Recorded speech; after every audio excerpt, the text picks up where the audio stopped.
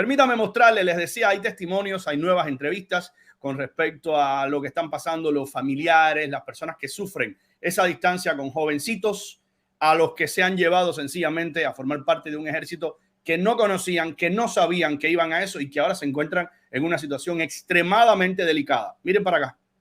Pero vivo como padre, he pasado una semana bastante crítica. No, llevo un fin de semana sin dormir. La vida del cubano Pedro Roberto Gamuza dio un giro hace una semana cuando su hijo Lioyi Gamuza Pérez, de 34 años, le llamó por teléfono para decirle que estaba citado por la seguridad del Estado por el presunto delito de mercenarismo. Yo quiero que se fijen porque este es el mismo hombre al que entrevistó el aparato propagandístico cubano, al que pusieron a decir que los compañeros del Minin, ¿usted se acuerda, no? Mire la diferencia cuando en esta ocasión lo ha entrevistado la agencia AFP para conocer sus consideraciones. Por supuesto que yo lo entrevistaría a cualquier medio. Desde luego, aquí no se trata de que lo haya entrevistado Juan, Pedro o Esperanza. Se trata sencillamente de que hay que entrevistarlo porque es el padre de personas que están, de jóvenes que están en esa situación, ¿verdad? Pues bien, yo quiero que se fije la diferencia del discurso cuando usted le permite a una persona hablar de modo libre y además de lo que verdaderamente le preocupa y cuando usted le extiende un guión y le dice tienes que decir esto. Escuchen ustedes. Finalmente se encuentra detenido. Hermano, ¿qué te hiciste? Porque el que tiene dos dedos de frente sabe lo que hay que decirme, señorita. La esposa de su otro hijo, Robeisy Alexander, de 33 años, le dijo hace un mes y medio que él estaba en Rusia. Ambos son parte de un grupo de cubanos reclutados por una supuesta red criminal para participar en la guerra de Ucrania con el ejército ruso, de la que el gobierno cubano informó hace una semana. El padre ignora quién invitó a 2 de sus 4 hijos a trabajar como militares en Rusia. Lioyi, casado y sin hijos, carece totalmente de preparación castrense y nunca hizo el servicio militar por un problema de salud. Era un contrato de trabajo. Y después cuando me dicen que no, que era un contrato de trabajo militar. Eso yo había visto y no, yo no he visto nada. Es que él fue víctima de un engaño. Porque él no tiene ni papel, ni procedimiento, ni nada de eso. Las autoridades informaron el jueves que 17 personas han sido detenidas en Cuba por esta supuesta operación de reclutamientos ilegal. Ahora yo estoy buscando abogado para eso. Ahora estoy en fase del abogado, buscándome las pruebas, buscándome las cosas. Autoridades judiciales también informaron que sopesan la posibilidad de abrir causas por tráfico de personas, mercenarismo y actos hostiles contra un Estado extranjero, lo que podría implicar condenas de 30 años, cadena perpetua e incluso de pena de muerte. El gobierno no ha dado más información sobre estos reclutamientos y ha rechazado categóricamente cualquier complicidad con estas acciones. Moscú y La Habana han estrechado relaciones desde noviembre, cuando el presidente Miguel Díaz-Canel se reunió con Vladimir Putin en Moscú. Delegaciones empresariales y diplomáticas han visitado ambos países este año. Mucho me temo, y fíjese que me estoy convirtiendo en una especie de druida que intenta olfatear el futuro y que en estas cosas al menos he ido teniendo lastimosamente la razón. Hubiera querido no tenerla porque hubiera querido que nada de esto ocurriera, honestamente. De hecho, lo que hubiera querido que no ocurriera es que estuviera todavía en el 2023 estos tiranos, tanto en Rusia como en Cuba. Pero bueno, desgraciadamente con mis deseos y mis aspiraciones poco podemos hacer en ese sentido, ¿no? Pero lo que me temo que va a ocurrir es que las sanciones contra esos 17 que, a ver, si usted me pregunta a mí, ¿existen? ¿Son reales? ¿Hay 17 personas que verdaderamente estaban formando parte de esto de un modo u otro? Yo no tengo ninguna duda. Desde luego que existe. Desde luego que existe esa red. No me cabe duda alguna. Donde yo me bifurco o donde yo me separo o donde el razonamiento se bifurca en ese aspecto, incluso me ha sorprendido ver declaraciones de, por ejemplo, Camila Acosta.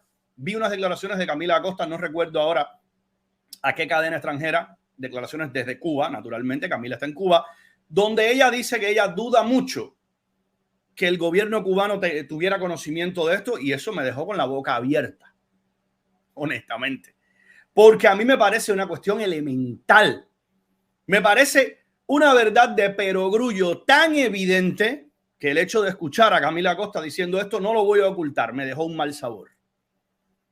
Me dejó un muy mal sabor. Se lo mando a decir con todo el respeto de que soy capaz y todo la admiración incluso profesional que le he tenido durante mucho tiempo a su activismo y a su periodismo desafiante, ¿no? Que hay que tener valor, hay que ser desafiante para ejercer el periodismo dentro de Cuba. Pero decir que Cuba y que el aparato cubano, el gobierno cubano, que ella duda que hubiera tenido noticias sobre esto antes, me ha sorprendido. Y me ha sorprendido sencillamente porque a mí me parece más que obvio que formaba parte, no que tenía informaciones, que formaba parte, que sencillamente usted disimula su responsabilidad creando una especie de red clandestina, precisamente ¿para qué? Para esto. Para que si las cosas salen mal, todo parezca distante de usted, aunque el resto del mundo no se chupe el dedo. No sean tan tontos como ellos creen, ¿no? No todos son anormales, al decir de Israel Rojas que sí consideran anormales a muchos de sus antiguos seguidores, ¿no? Entonces, lo que yo creo es que desde luego existen esos 17, desde luego que es una red y desde luego que era una red que pertenecía, aunque fuera de una manera subterránea, justamente al aparato gubernamental cubano. Y que todas esas redes, todas esas conversaciones, todos esos encuentros que les pusimos ayer, de un lado hacia el otro, nosotros en Rusia, ustedes en La Habana, de aquí para allá, buque escuela para acá, ministro de Defensa, ministro de Exteriores, sencillamente no era la única cuestión que se estaba cocinando, ¿no? Desde luego. Había un conjunto de acciones más abarcadoras, pero de que eso formó parte de las conversaciones, estoy más que convencido. Y de que las instrucciones del Kremlin en ese sentido estaban bastante claras. Vamos a hacer esto, vamos a manejar esto de esta forma, porque son los que mandan ahí, ¿eh? De eso Cuba le puede dar instrucciones a Nicaragua, a los conspiradores de esta región, pero cuando nos vamos a las grandes ligas, desde luego que la gran tiranía en el pasado soviética y en estos tiempos de Vladimir Putin son los que llevan la voz cantante ahí, ¿no? Son los que ordenan qué se va a hacer. Pero ¿qué me temo yo? Para no dejar la idea trunca. ¿Qué me temo yo? Que como bien muchos de ustedes repiten durante los últimos días, que es el caso 2.0 de Arnaldo Ochoa, Tony de la Guardia y demás, realmente creo que les pueden caer sanciones, condenas brutales, sanciones terribles a estas personas para dar una especie de escarmiento y decir, fíjense, si nosotros no teníamos nada que ver con esto, que miren lo duro que hemos sancionado a esas personas. No se olviden de que esas penas de muerte también fueron colegiadas y también fueron engañados. Si usted le hubiera dicho a un Arnaldo Ochoa y a todos los demás que intentaron parecer muy hombrecitos, ¿no? Y que a mí me sigue molestando. A mí me sigue disgustando la ingenuidad de algunas personas que dicen, ya usted me ha visto decirlo, Ochoa, no, eso sí fue un hombre. No. Fue un hombre que hasta última hora le lavó la cara a Raúl Castro y a Fidel Castro. Usted no me puede poner eso como ningún tipo de acto de valentía. No, para mí fue un cobarde. Era un hombre de valentía probada en el terreno, nadie se lo discute. En ese juicio, para mí fue un pendejo. Porque salir a lavarle la cara a los que verdaderamente sabían todo, cuando él sabía que lo único que estaba buscando era evitar que lo fusilaran, cosa que a la postre no consiguió, pues más bien me parece un acto de cobardía, no de valentía. Valentía hubiera sido salir a denunciar públicamente, ya que se estaba transmitiendo por televisión nacional y ya que el mundo estaba mirando, decir, bueno, nos están culpando ahora, pero nosotros reportábamos y desde luego que Fidel y Raúl y que el alto mando de la Revolución Cubana al que el propio Ochoa pertenecía, por supuesto que lo sabían. Eso hubiera sido coraje. A mí que nadie me venga a hablar, no, los pantalones que demostró Ochoa, ese es el discurso, esa es la narrativa inoculada desde el poder, ¿no? Que nadie se me confunda con esto. Déjenme mostrarles ahora otras evidencias que han comenzado a salir en las últimas horas de ese reclutamiento, de dónde estarían, de documentación que les entregaron a los reclutas.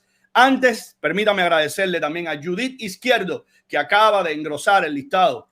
Mira, el reclutamiento, yo estoy haciendo una especie de reclutamiento también, mi pequeño ejército de gusanos. Muchísimas gracias a Judith Izquierdo por sumarse a todos aquellos que ya son miembros de este canal. Estoy encantado, ya somos cerca de 100. No he mirado la cifra en los últimos minutos, no la he visto hoy, pero bueno, muchos de ustedes se han ido convirtiendo en miembros aún cuando no estemos en vivo, así que tengo que hacer el recuento, pero de antemano les agradezco infinitamente, ya lo saben. Gracias a Judith. Permítanme ponerles este material donde, repito, se agregan nuevos elementos a esta historia. Foto, él me la mandó El día 20 de agosto, aquí 12, 7 y 12 de la mañana. Y después de esa no me mandó más ninguna. Ni sé más nada de él ni nada. Marilyn Binén es la madre de Danis Castillo, un joven cubano que habría sido reclutado por el ejército de la Federación Rusa para participar en el conflicto bélico contra Ucrania. Permítame responder una pregunta que me parece que tiene más que sentido y que puede ser útil mi respuesta. Alguien cuyo nick me cuesta un trabajo enorme pronunciar, así que no lo voy ni a pronunciar. Hermano, hay que ponerse un nick que uno pueda leer, porque me cuesta un trabajo enorme. Te mando un gran saludo y te voy a responder tu pregunta. Me preguntas, Ernesto, yo quiero preguntarte, según tú, ¿por qué el gobierno cubano tendría que esconderse para hacer esta operación cuando ha hecho cosas peores con total impunidad? No, creo que está siendo naif con respecto a lo de pueden hacer esto de forma pública. No. El reclutamiento, mira, el mercenarismo, lo primero es cuando un gobierno, cuando una administración, cuando un Estado, fíjate lo genérico que te lo estoy poniendo, viola sus propias leyes, ya de por sí está en problemas, ¿no? Vamos a partir de ahí. El delito de mercenarismo está tipificado en el Código Penal cubano. Se describe qué cosa es ser un mercenario. Y ser un mercenario, según ellos, y según, bueno, el concepto universal, es sencillamente usted recibir un financiamiento, recibir un pago por engrosar las líneas de combate de una nación que no es la suya y además en un conflicto en el cual su nación, de donde usted tiene su nacionalidad, no está involucrado. O sea, si Cuba estuviera en guerra, si Cuba estuviera formando parte activa, ninguno de estos muchachos sería mercenario. Eso sucede no solamente con Cuba, eso es una especie de consenso internacional. El mercenarismo entre países y con la connivencia de los gobiernos es sancionado en el planeta entero. O sea, no, creo que, insisto, está siendo un poco naif, un poco ingenuo al creer que esto es apenas un delito más. No, este es el tipo de cosas que no se pueden ocultar una vez que ya usted tiene la evidencia exhibida y es un delito gravísimo. Estarías en violación de tus propias leyes y estarías en un delito de violación de las leyes internacionales. Así que no, desde luego que era algo como para ocultar. Yo lo que quisiera es hablar con él, que me llame, preguntarle, mijo, ¿qué es lo que pasa? Ven para acá a ver qué es lo que vas a hacer. Porque honestamente estamos incomunicados con él. No sé si mi hijo está bien, está vivo, no sé. No sabemos nada, mija. Un equipo de prensa asociada recogió en La Habana el sentimiento de esta madre, que muestra fotos de su hijo junto a otros jóvenes, supuestamente en una base militar en territorio ruso. Documentos fotográficos podrían revelar dónde se encuentra un grupo de mercenarios cubanos destacados como contratistas del ejército ruso. Según el material proporcionado a Martín Noticias por el influencer Alain Lambert, conocido como Alain Paparazzi cubano, estos estarían en instalaciones militares en la ciudad de Riazán, a unos 200 kilómetros al sureste de Moscú. Destacan en esta foto el texto "Sin retaguardia no hay victoria" y los emblemas de la 106 División Aerotransportada de las tropas de paracaidistas con sede en la ciudad de Tula, de la cual es parte la 137 Orden de Paracaidistas de la Guardia de Riazán del Regimiento Cosaco de Kubán Estrella Roja, adjunto al Distrito Militar Occidental del Ministerio de Defensa de la Federación Rusa. Las ciudades de Tula y Riazán están a unos 150 kilómetros de distancia y en ambas se ha reportado la presencia de mercenarios cubanos contratados por el ejército de la Federación Rusa. Los jóvenes se van, él me dice, mima, yo me voy para ayudar porque verás que aquí esto no da más. Así es como dicen todos los jóvenes. Y mira lo que llega la cosa. El grupo de hackers ucranianos Resistencia Cibernética filtró información a Infor-Napalm que evidencian la presencia de jóvenes procedentes de la isla. Según los documentos que incluyen, entre otros, fotos de pasaportes y entradas a territorio de la Federación Rusa, al menos 199 cubanos habrían sido reclutados como mercenarios. Eran los encargados de captar nacionales, ciudadanos cubanos dentro del país. El régimen comunista cubano la pasada semana se desmarcó del proceso y dice haber arrestado a 17 personas que estarían involucradas en la supuesta red de reclutamiento. porque son miles de jóvenes que han salido por Varadero y por ahí. Yo pensé que había sido por el aeropuerto de Ciego de Valga, pero no, me dijeron que era por el Cayo. No entiendo tanta militancia, tanto, y que no sepan que por ahí estaban saliendo aviones. Es lo que yo me pregunto. ¿Por qué no ponen este tipo de declaraciones? Que fíjese, esa señora está hablando con cuidado. Por supuesto que está hablando con cuidado. ¿Quién no tiene miedo en Cuba? Pero además de eso, hay miedo a no salir a marchar una marcha de 1 de mayo, un desfile de 1 de mayo. No va a haber miedo a dar este tipo de declaraciones donde usted está cuestionando directamente la participación de su gobierno en un acto sancionado a nivel internacional. Por supuesto que esa señora está temblorosa, pero aún dentro de sus nervios está siendo bastante clara. Está diciendo cómo es posible que no supieran. ¿Cómo es posible que se hiciera todo esto? Que el gobierno de este país no supiera que se iba a enviar al ejército a engrosar las filas del ejército de su principal aliado. ¿En serio? O sea, somos amiguitos, tenemos comunicación perpetua. Ahora mismo es una versión 2.0 de lo que fue el padrinazgo de la Unión Soviética con Cuba, que la utilizó como una base militar. Y ustedes no sabían que mi hijo y que tantos otros iban a ir a engrosar las filas de ese ejército. Háganme el favor. ¿Cómo no se dieron cuenta? Y eso dicen que hace rato que está funcionando así.